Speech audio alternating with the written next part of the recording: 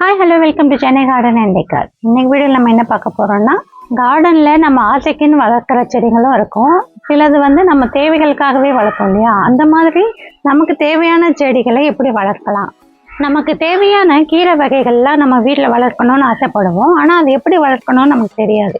ஏன்னா நானே ஃபஸ்ட்டுலாம் வளர்க்கும் போது விதைகள் வாங்கி வளர்க்க ட்ரை பண்ணியிருக்கேன்.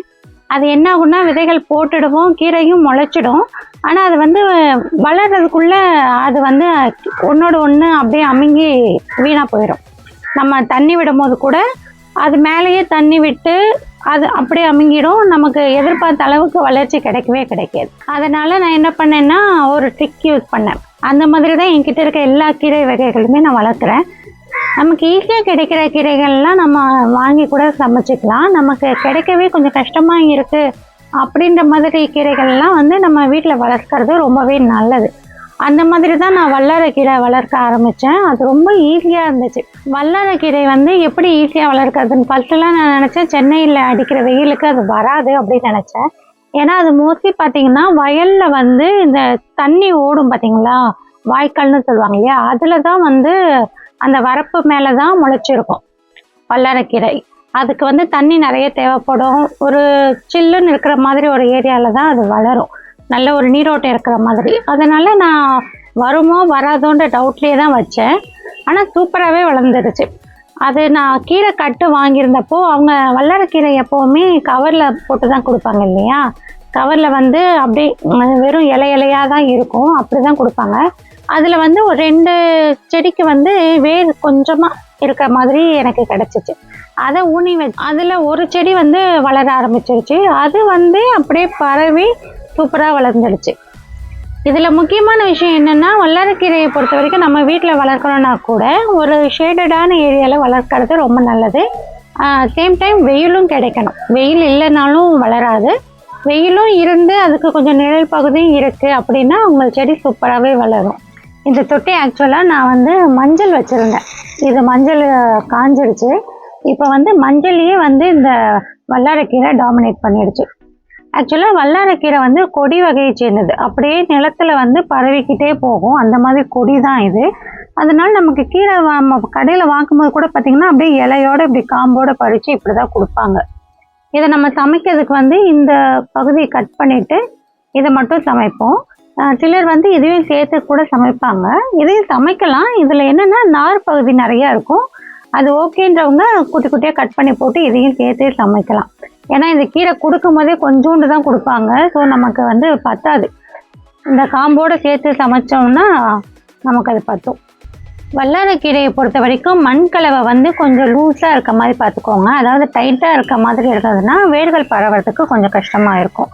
நமக்கு ஒரு செடி வச்சுட்டிங்கன்னா போதும், அது சூப்பராக அதுவே பரவி அழகாக நமக்கு தொட்டி நிறைஞ்சி பக்கத்து தொட்டியும் சேர்ந்து நிறைச்சி ஃபுல்ஃபில்லாக வளர்ந்துருக்கும். நமக்கு எப்போல்லாம் தேவைப்படுதோ அப்போல்லாம் பறிச்சிக்கலாம். மற்றபடி உரம்லாம் எதுவுமே இதுக்கு ஸ்பெஷலாக கொடுக்கவே கிடையாது. இது ஆக்சுவலாக நான் மஞ்சள் வச்சுருந்த தொட்டி, நான் வல்லாரைக்கீரையை வச்சிருந்த தொட்டியே வேறு. இப்போ இந்த கொடி இதில் பரவி மஞ்சளையே அப்படியே டாமினேட் பண்ணிடுச்சு. இந்த தடவை நான் பொங்கலுக்கு இதிலேருந்து மஞ்சள் எடுக்கவே இல்லை. ஏன்னா கீரைகள் ஃபுல்லாக வளர்ந்துருந்தனால சரி கீரை எடுக்கும் போது எடுத்துக்கலாம்னு சொல்லி அப்படியே விட்டுட்டு சாமி கும்பிட்றதுக்கு மஞ்சளே நான் கடையிலேருந்து தான் வாங்கியிருந்தேன். வல்லாரைக்கீரையை பொறுத்த வரைக்கும் நம்ம அறுவடை பண்ணுற போது நம்ம இந்த மாதிரி வளர்ந்த கீரைகளாக பறிச்சிட்டோன்னா இந்த குட்டி இலைகளெல்லாம் விட்டுறணும். அப்போ தான் உங்களுக்கு ஒரு 10 நாள்லேயே திரும்பவும் இந்த இலைகள்லாம் பெருசாக இருக்கும். அப்போ உங்களுக்கு ஒரு 10 நாளுக்கு ஒரு தடவை கீரை கிடச்சிக்கிட்டே இருக்கும். இல்லை நம்ம எடுக்கும் போதே மொத்தமாக எல்லா இலையும் எடுத்துட்டோன்னா இது திருப்பி தழைஞ்சி துளுத்து இலை கொடுக்கறதுக்கு 1 மாதம் ஆயிடும். அதனால் நான் எப்போவுமே பறிக்கும் போது என்ன பண்ணுவேன்னா, இப்படி வளர்ந்த இலையிலேருந்து கீழேருந்தே காம்போடு பறிச்சிடுவேன். இந்த மாதிரி பறிச்சிடுவேன். நம்ம சேலட்லலாம் கூட போடலாம் வல்லாரைக்கீரையை. பருப்பு போட்டு கூட கடைவாங்க. உங்களுக்கு எப்படி வேணும்னாலும் இதை சமைக்கலாம். சூப்பில் கூட போடுவாங்க. வல்லாரைக்கீரை சூப் ரொம்பவே ஃபேமஸ்ஸு. இது ரொம்ப ரொம்ப நல்லது. அதாவது பசங்களுக்கெலாம் நமக்கு ஸ்கூல் படிக்கிற பசங்க, காலேஜ் படிக்கிற பசங்களுக்கெலாம் இதை நல்லா கொடுக்கலாம். வாரத்துக்கு ஒரு நாள் கொடுத்தோன்னா பசங்களோட மெமரி பவர் நல்லா க்ரோத் ஆகும்னு சொல்லுவாங்க. அவங்களுக்கு படித்ததெல்லாம் மறக்காமல் இருக்கும் அப்படின்னு சொல்லுவாங்க. வல்லாரைக்கீரை அந்தளவுக்கு நல்லது. எப்போவுமே பறிக்கும் போது இந்த மாதிரி பெரிய பெரிய கீரைகளாக பறிச்சிட்டோம் அப்படின்னா அடுத்து வளர்ற இந்த குட்டி இலைகள் வந்து திருப்பி பெருத்தா வரும்போது அடுத்த வாரத்துக்கு கீரை கிடைக்கும். என்கிட்ட 4 தொட்டியில் இருக்குது கீரை.